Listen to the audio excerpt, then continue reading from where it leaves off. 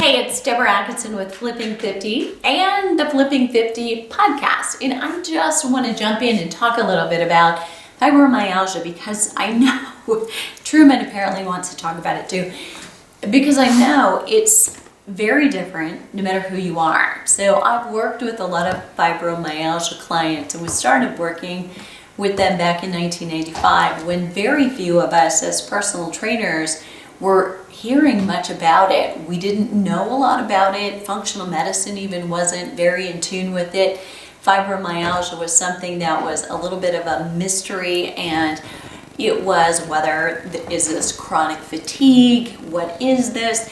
And so now we know so much more about what it is and how to help. But every client that I've worked with has been slightly different, and I'm guessing you know that too.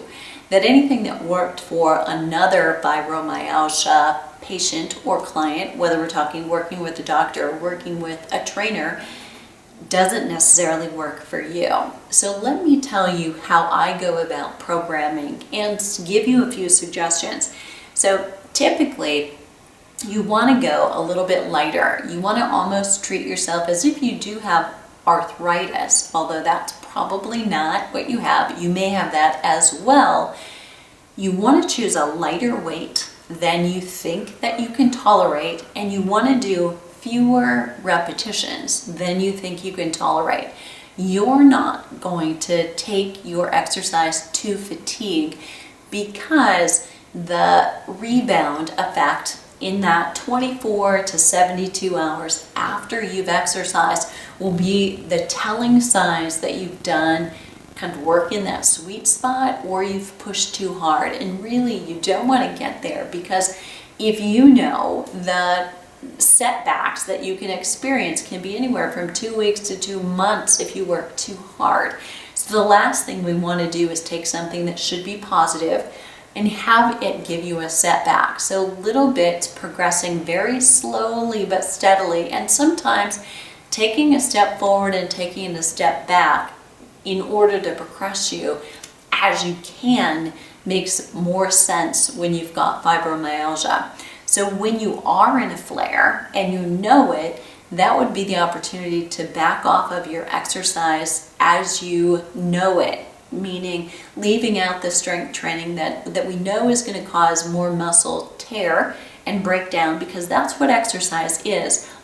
With you, you're not going to tolerate as much breakdown as the next person might, but gaining strength in those muscles and gaining tone and endurance in those muscles ultimately will help you relieve the pain and potentially the symptoms. Second thing I want to talk to you about is if you haven't been modifying your diet to reduce inflammation increasing types of foods and including more inflammation reducing types of foods. That's what I would heavily suggest for you. I can't emphasize that as much as probably I need to. In fact, that might be your first step. If you're in a lot of pain and a lot of discomfort, before you begin the exercise, I would begin paying attention to the nutrition and understanding what it is that increases and what decreases inflammation. And I can link below in the show notes to Flipping 50 TV, an episode where we address specifically what foods increase and what foods decrease. And it's like turning on a faucet or turning it off. Omega-3 fats, healthy fats, turn off inflammation, but omega-6 fats turn it on. The challenge as we're eating foods, most of them have some omega-3 and more omega-6s. So taking a supplement of omega-3, whether it's fish oil or algae, can be very helpful for you. And that's something, if you don't feel comfortable doing yourself, you may want to check with your nutritionist or your physician just to confirm that that would be a good way to go for you.